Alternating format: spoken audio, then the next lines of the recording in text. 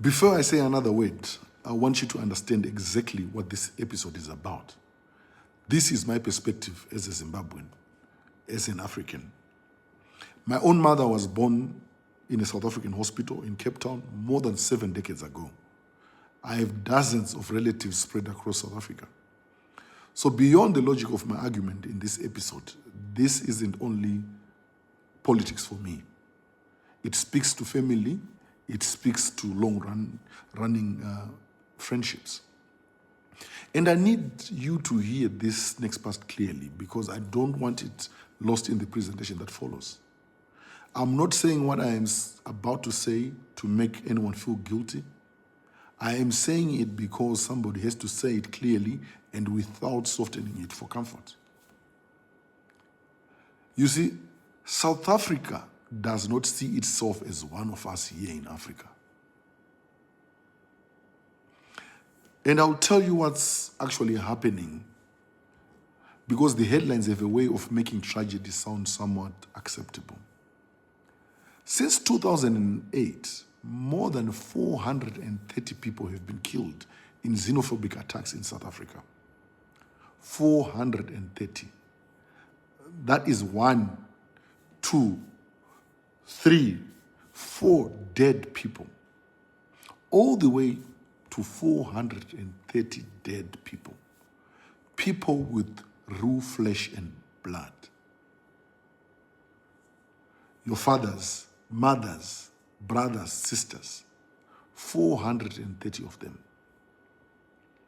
This year, 2026, a movement calling itself March and March gave undocumented foreigners a deadline, June 30th. Leave or face what they called consequences. A CNN headline from that week said it better than I ever could. Leave or return in a coffin. That is the threatening language migrants were living under. A very literal and conscious choice of words given by Black South Africans. 120 protests ran that single day, June 30th. People died in Mossel Bay. People were shot at in Cleveland and Johannesburg. 2 Nigerian nationals were killed within days of each other in incidents involving South African security services. If you remember, there is the case of Elvis Nyati, a Zimbabwean man killed by a mob in Diepsloot in 2022. And Grace Manda, who had a son, she's of Malawian origin. She was turned away from a health clinic in 2025 because she was foreign. Unfortunately, the child did not survive the night. Now, look at who these movements go after. They go after Zimbabweans, they go after Mozambicans, Malawians, Nigerians, Somalis, Ethiopians. Every single name on that list is Black. It is African. I need to remind everyone that South Africa is also home to one of the largest Indian communities outside of India itself. It is home to a significant Chinese trading population. It is home to a white minority, which is under 8% of the country. And that white minority embarrassingly still holds a share of the world far beyond its numbers. Not one of them descended from South African soil either. But nobody marches on an Indian-owned business. Nobody marches and blocks a white man from a clinic. So ask yourself honestly, is this really about foreigners or is it about which foreigner? There is now a word for this. A scholar named Michael Neocosmos gave it a name years ago. He termed it Afrophobia. Not fear of the foreign, fear specifically of blackness arriving from beyond the border. I need to remind South Africans of our collective history. I'll start in recent memory. December 1981, agents of the apartheid government planted a bomb at the headquarters of Zimbabwe's ruling party.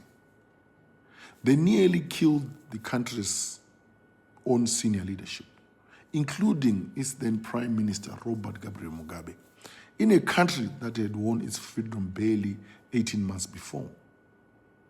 That was the price my country paid, openly, in blood, for refusing to look away from what was happening to you, South Africans.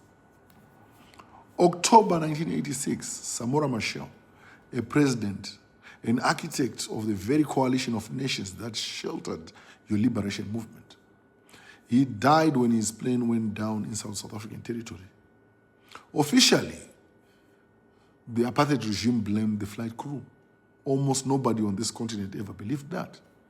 To this day, it remains one of the most widely and painfully held convictions in African memory that a president who stood beside you, South Africans, paid for it with his life. The frontline states, Zambia, Tanzania, Mozambique, Botswana, Zimbabwe, and others carried your exiled leadership. We trained your fighters, that is fact. We absorbed your military layers onto our own soil simply for refusing to abandon you. And further north, Nigeria. Nigeria takes its own civil servants, 2% straight out of their monthly salaries, for your freedom. University students skipped their own lunches to give what little that they had. Surely we do not do any of this so that 3 decades into your freedom, our brothers and sisters will be chased through your streets like dogs for the crime of being African and poor at the same time. As far as we are concerned, Nelson Mandela belonged to all of us, just as Robert Mugabe made us all proud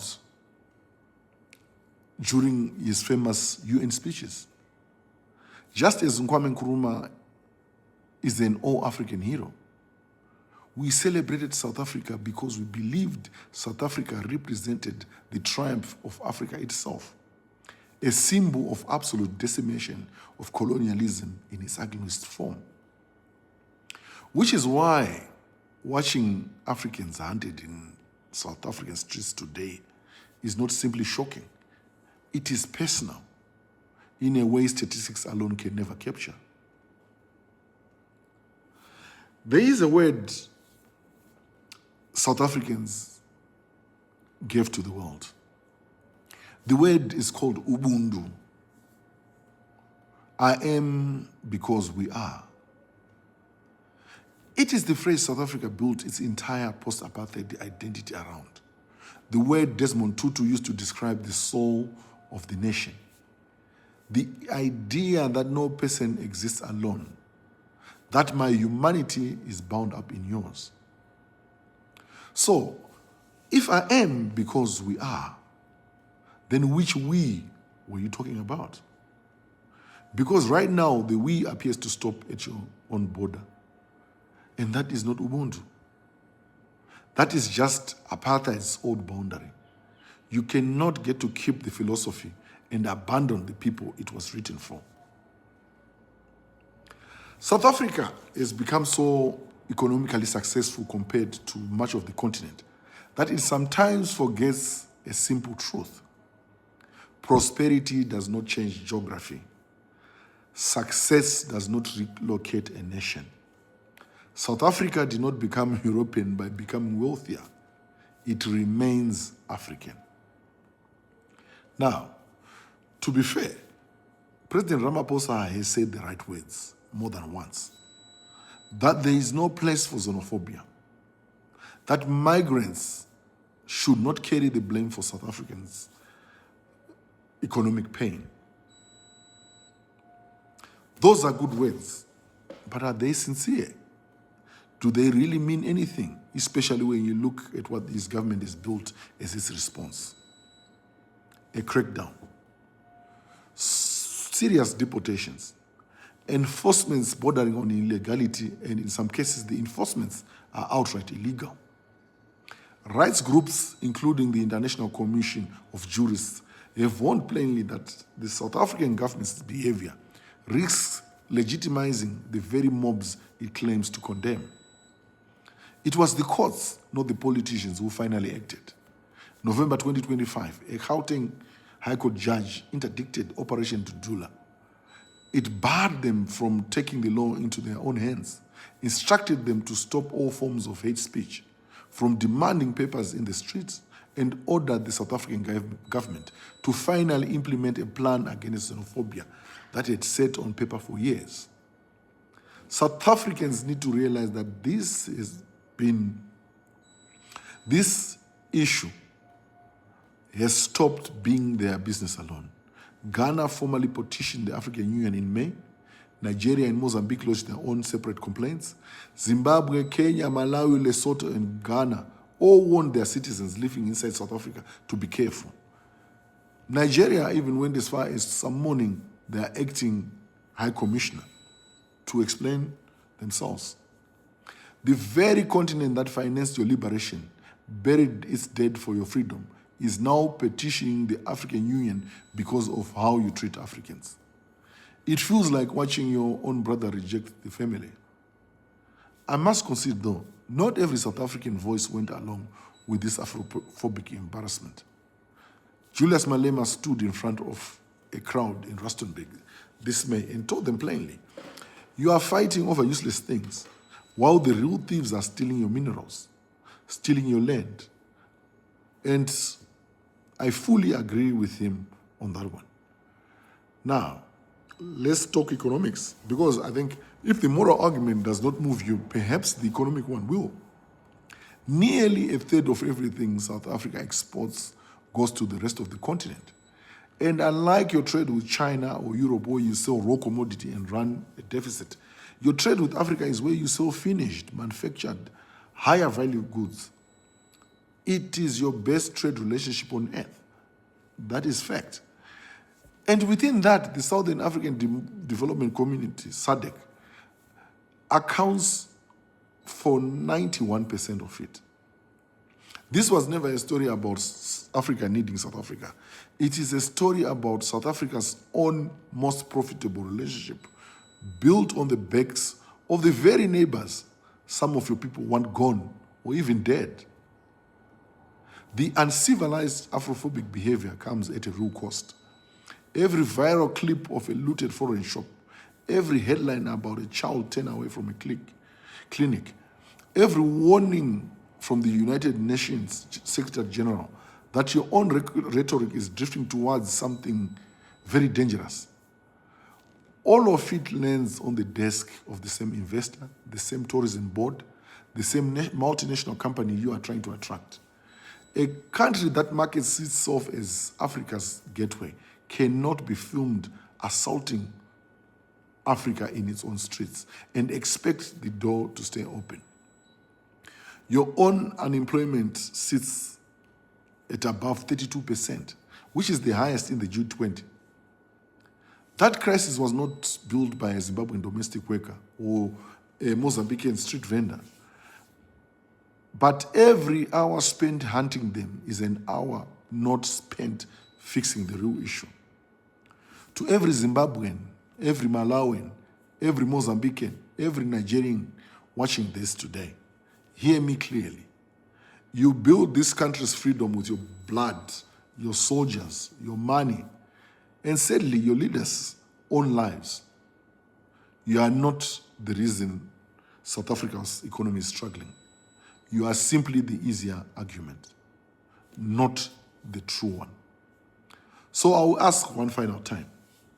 When the anger only ever lands on people who look like the majority, is that really about foreigners? Or is it about something you still haven't made peace with in your own mirror?